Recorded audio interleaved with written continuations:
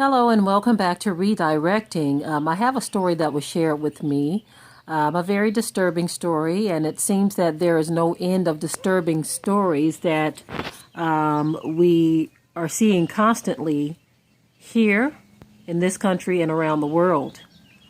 Now, this story is about a 9-year-old who was taken down and apprehended by police. Now, here's the tricky part. His mom is also in law enforcement. Now, what I find interesting is that he was taken down because he was leaning against a vehicle, and the police told him to not lean on the vehicle. And so from there, they went after him. They took him down and they apprehended him. The whole time the kid is screaming. I'm going to go ahead and play the video, let you see it for yourself, and then I'll be right back. Can be incredibly painful to watch. It shows a 9-year-old being handcuffed and handled by a DC police officer. This happened last night around 7 o'clock at 14th and Girard Streets Northwest. We'll let you hear it for a few seconds first. What did he do? Where's his parents?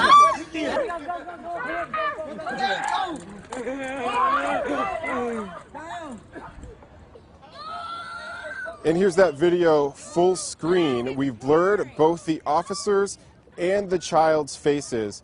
Both police and the boy's mom say this started when the boy was leaning on a car. Police told him to get off. He talked back to the officer, who then gave chase. You see the officer bring the boy down to the ground and wrestle with him for a bit to put him in cuffs. The boy was screaming nearly the entire time. He even soiled his pants during the tussle. We spoke to both the boy and his mom a few hours ago, and get this, she also works in law enforcement.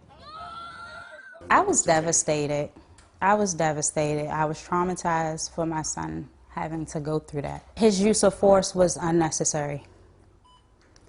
My son was not a threat. He was not committing a crime. He was not harming anyone. It should have never been to that. And with Autumn Drayton's permission, we spoke to her son about what happened to him. I asked him how he felt in those moments when he was being handcuffed. Listen. Scared. Why? Because I was in handcuffs. I thought it was locked up. It hurted. And the mom says that she was never contacted by DC police. She found out what happened through a family member. Police say that they are investigating that officer's actions right now. The child was not charged and was released to his parents. At 10:45, we are going to have more with a one-on-one with Police Chief Peter Newsham about this incident and those other high-profile juvenile incidents. You talked about some of those. It reminds me of those incidents on Capitol Hill. Police handcuffed a 10-year-old boy during a robbery investigation back in March. Officers also handcuffed or conducted a controversial stop and frisk of some young boys in Southeast back in January. What exactly is police protocol for dealing with kids young like this when their parents aren't around?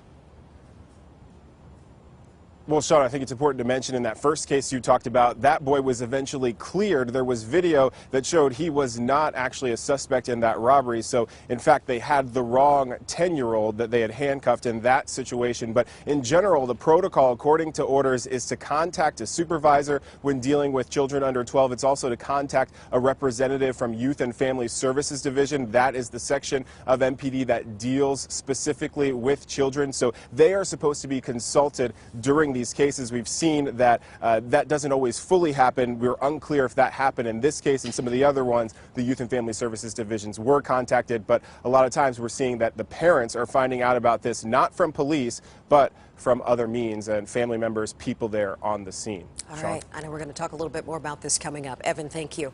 Now, as you see in the video, there is no end to the depravity that we continue to see.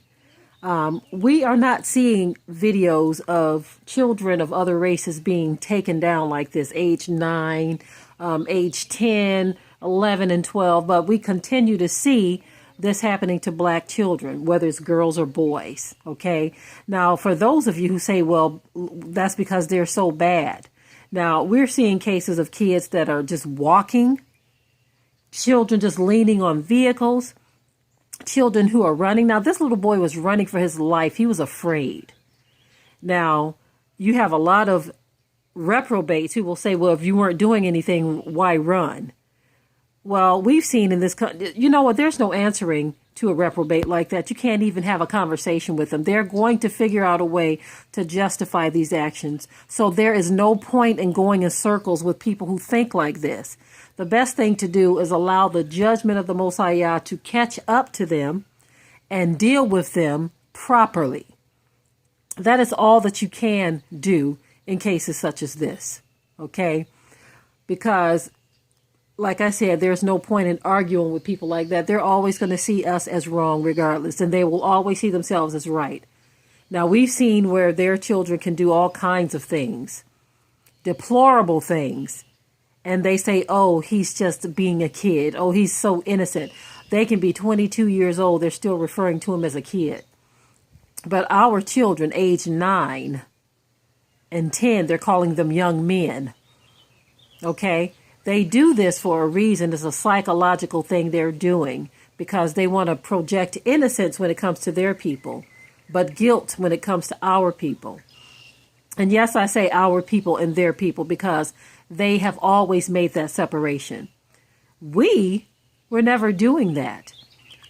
As I stated in many other videos, as I've stated in many other videos, that we are naturally loving and forgiving people. But many of us are starting to awaken to the fact that it does no good to be that way, especially towards a group of people who have told us time and time again that they can't stand us and that they will never be fair. So you see this young kid being taken down. He's screaming. He's afraid. He's running. He's running in fear because he already knows the end of the story. He already knows, as a matter of fact, that if he was maybe 4 or 5 years older, that they could just justify killing him. Look, Tamir Rice was only 3 years older than this kid. And they killed him in cold blood and got away with it. And even though it was a toy gun in an open carry state, he still lost his life. Another young man, same thing, open carry state. Some frightened person calls and says that, oh, he has a gun. So they just come and kill him in the store. But when we see them carrying guns in the open, we can't call the police. All they're going to do is just spout off rights. Oh, he has a right to carry this gun. We're going to arrest you for making a false report, for even calling on this citizen who's carrying his gun within his rights. Now, we can cry, moan, and groan about how unfair things are, but it does not work. It doesn't help. They know they're being unfair. They're doing exactly what they want to do. So the only thing that you can do to deal with people that think like this is allow karma, as they call it, to catch up, because it is. It's not always clear to us, but they call it karma. We call it the law of reaping and sowing, the judgment of the Most High Yah. All good things come to an end. They consider it a good thing. This is why they keep saying make America great again, because it's good to them. Of course, when you're the ruling class and you can do whatever the hell you want to do on this planet, of course, you're going to think the way they think and move about the way they move about. But everyone else has to move about in fear, uncertainty, and all kinds of things, because we know exactly what we're dealing with. And so for those of you who want to keep justifying these actions and behaviors by these criminal-minded people, you want to keep on justifying these actions and behaviors, one of these days, just like the guy who killed James Byrd, you will meet your maker and it will not be in peace. I'm out of here. Be sure to ring the bell to be notified of new uploads on this channel, and also comment, share, like, and subscribe.